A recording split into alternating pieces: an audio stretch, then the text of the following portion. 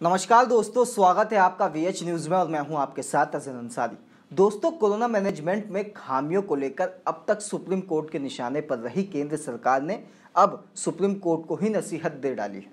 दरअसल supreme court ने oxygen supply को लेकर केंद्र से नेशनल प्लान मांगा था, लेकिन केंद्र ने अड़ियल रुख अपनाते हुए सुप्रीम कोर्ट को ही सलाह दे दी है। क्या है पूरा मामला, वो बताते हैं। दरअसल कोरोना महामारी से निपटने की नीतियों को लेकर कोर्ट के सवालों पर केंद्र ने जो हलफनामा पेश किया है उसकी डिटेल सामने आ गई है। इस हलफनामे में कहा गया है कि देश की स्ट्रेटजी पूरी तरह एक्सपर्ट मेडिकल और साइंटिफिक ओपिनियन के आधार पर चल रही है। इसमें न्यायिक दखल की गुंजाइश बेहद कम है। केंद्र सरकार ने इस हलफनामे में सुप्रीम कोर्ट से कहा है कि नेक नीयत से अति उत्साह में की जा रही दखलंदाजी के अनचाहे और अप्रत्याशित नतीजे हो सकते हैं। किसी एक्सपर्ट सलाह या एडमिनिस्ट्रेटिव एक्सपीरियंस के बिना नए समाधानों की गुंजाइश कम है।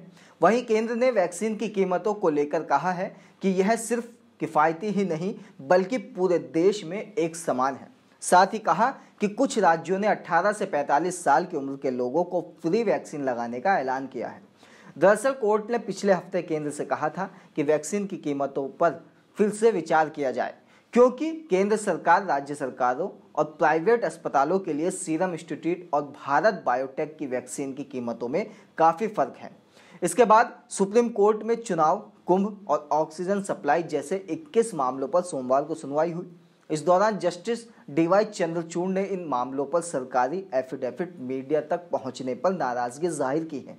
उन्होंने कहा कि केंद्र सरकार ने रविवार देर रात एफिडेविट सुप्रीम कोर्ट पहुंचाया था। यह सोमवार सुबह 10 बजे हमें मिला, लेकिन मीडिया के पास ये रात में ही पहुंच गया था। इस पर सॉलिसिटर जनरल तुषार मेहता ने सफाई देते हुए कहा कि राज्यों को भी हमने अपना हलफनामा भेजा था, वहां से कोई गड़बड़ हुई होगी। इसके बाद कोर्ट ने कहा कि हम वैक्सीनेशन और हॉस्पिटलाइजेशन पॉलिसी पर केंद्र के एफिडेविट को पढ़ेंगे। इसके बाद अदालत ने सुनवाई गुरुवार तक टाल दी। खैर, केंद्र सरकार की सुप्रीम कोर्ट को दी गई नसीहत को लेकर आप क्या सोचते हैं, नीचे कमेंट सेक्शन में अपनी बात जरूर लिखें। धन्यवाद।